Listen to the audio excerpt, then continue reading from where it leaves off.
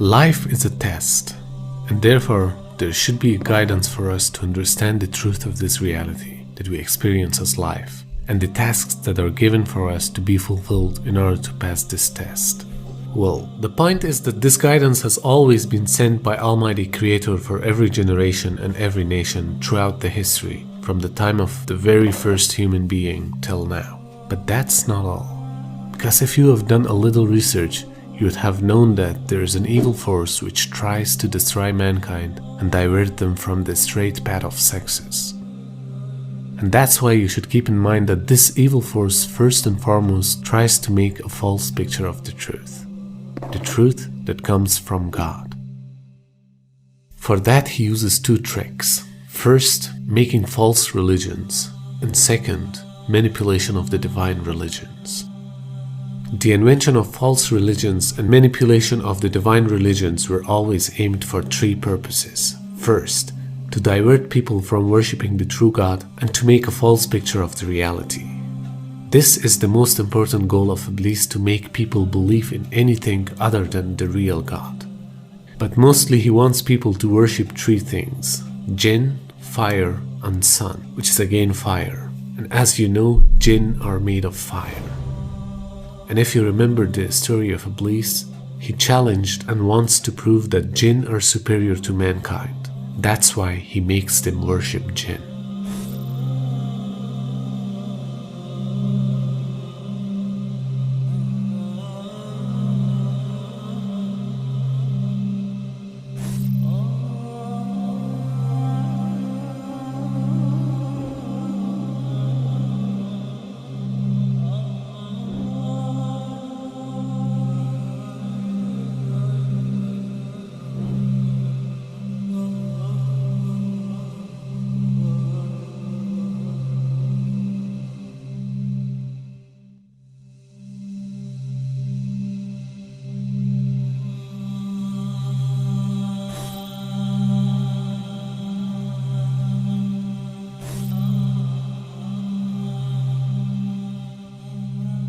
Second, to use the religions for gaining power and ruling over the society.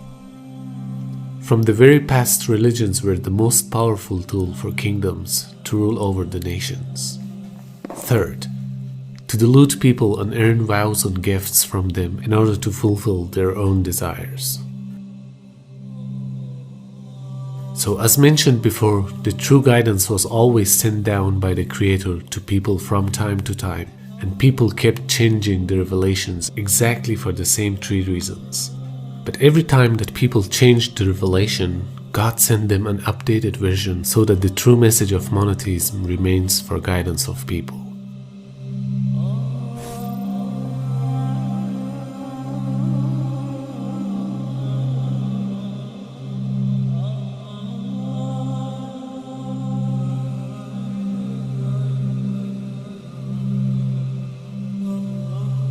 The ruling authorities and social geographical issues were the main reasons. When the people were being invited to Christianity, the first rejection came from Jewish people by denying Isa alayhi salam as the true messenger of God. Within 200 years after it began, Christianity abandoned many of the teachings of Isa alayhi salam. Influenced by Greek and Roman paganism, Zoroastrianism, and beliefs that go back as far as the time of Nimrod, Christianity turned away from most of its Hebraic foundation. Christmas and other holidays like Easter and Halloween were adopted in favor of original Hebraic days of worship it was honored. But the rabbit hole goes much deeper, and the church doesn't want you to know the truth.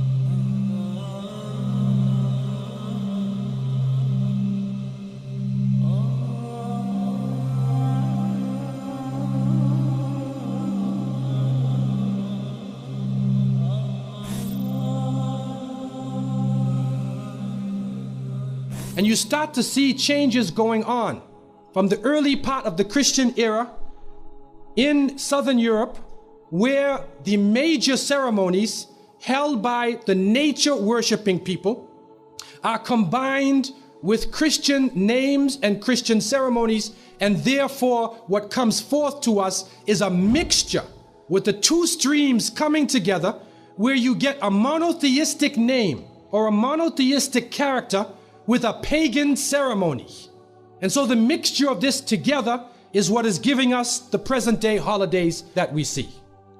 In the story coming in the Quran, in chapter 19, in verses 24 to 25, and we see the mention of the story of Mary, that Maryam, may Allah be pleased with her, was a virgin, and she had dedicated her life to the worship of one God, prayer and fasting.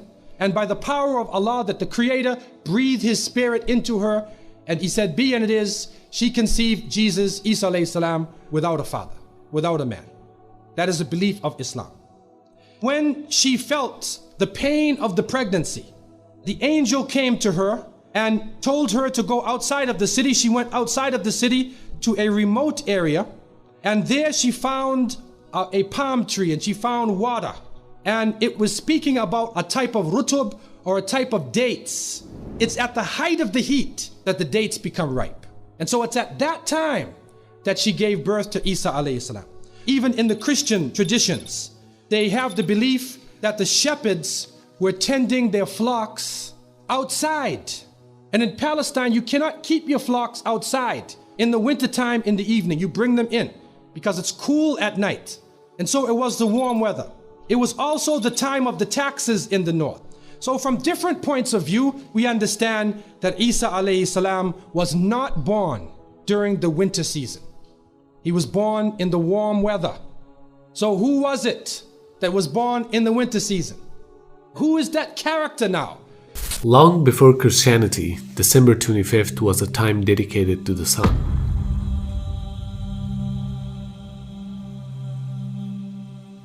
The first was in honor of the god Saturn, known as Saturnalia. The second was in honor of Mitra, and the third one was the Feast of Sol Invictus, a day observed by the Emperor Constantine. In 274 CE, Rome established December 25th as the birthday of the sun. Unable to remove this influence, the Church adopted this day as the Sun, S-U-N, of righteousness.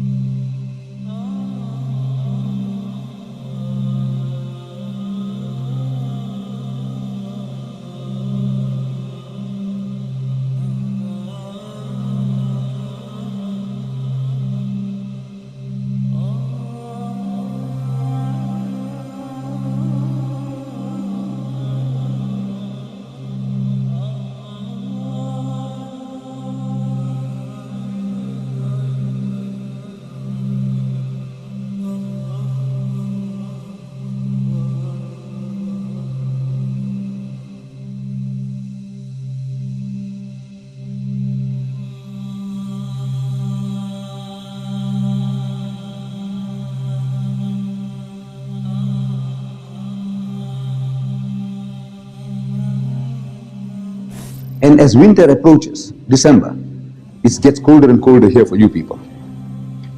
And as December 20th, 21st, 22nd, 23rd, the primitive man, he could sense day by day, they can see the sun in the distance. Far away, it's going east to west, further and further away, and it's getting colder and colder. So they personify that the devil is eating up the sun. So they start beating drums and start offering prayers that the sun may not be swallowed up, because if it gets swallowed up, they'll be finished for good. 24th of December, the equinox, and now you see the 25th. Those primitive people in the northern hemisphere, they could sense the variation in temperature day by day. 25th, they can see the sun coming back into its own. In other words, the sun has now come out supreme. It has not been, the devil didn't swallow up the sun. It's coming back. So that is the date of the birth of the sun god. Sun god, the sun has come back into its own. They celebrated Christmas. Birth of, not Jesus Christ, the birth of the sun god, Baal, Horus, Apollo, all these were the sun gods worshipped in the Mediterranean region, and their birthday was the 25th of December. So when the people became Christianized under Constantine, they accepted that birthday of the sun as the birth of the Son of God, in inverted commas. So it is not the birthday of Jesus.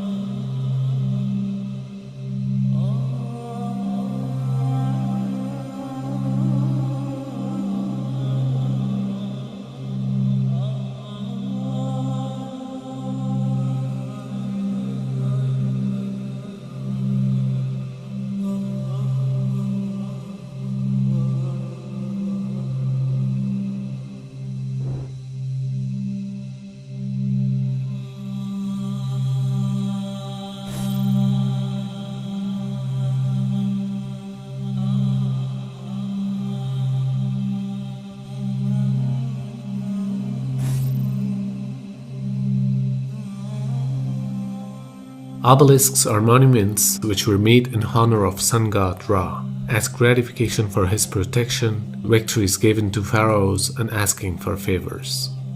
They look like Egyptian pyramids and symbolize the sun rays descending on earth.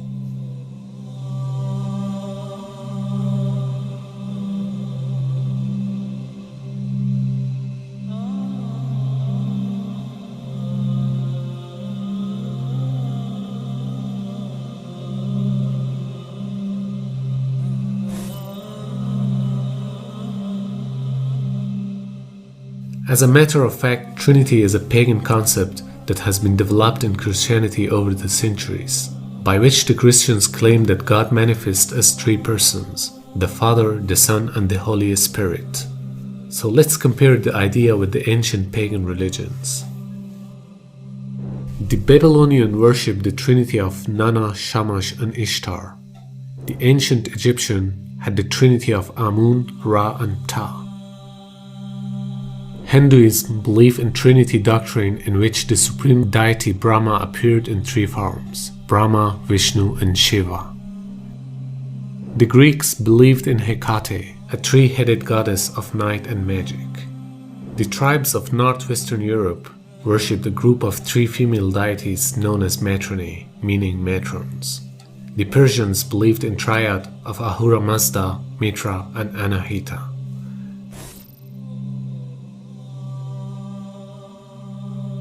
There are so many references that confirm the origin of Easter that has came from Anglo-Saxon. Easter or Estera is a Teutonic goddess of spring, to whom sacrifice was offered about Passover time, a time when the sun crosses the equator and day and night are nearly of equal length. Her symbols are a rabbit and egg, which has no connection with the resurrection of Jesus Christ. But today we see that Christians celebrate this day with the same traditions without understanding its origin. And most amazingly, this feast is also being done on Sunday because it's related to the worshipping of sun. This pagan festival was adopted in Christianity somewhere around 8th century.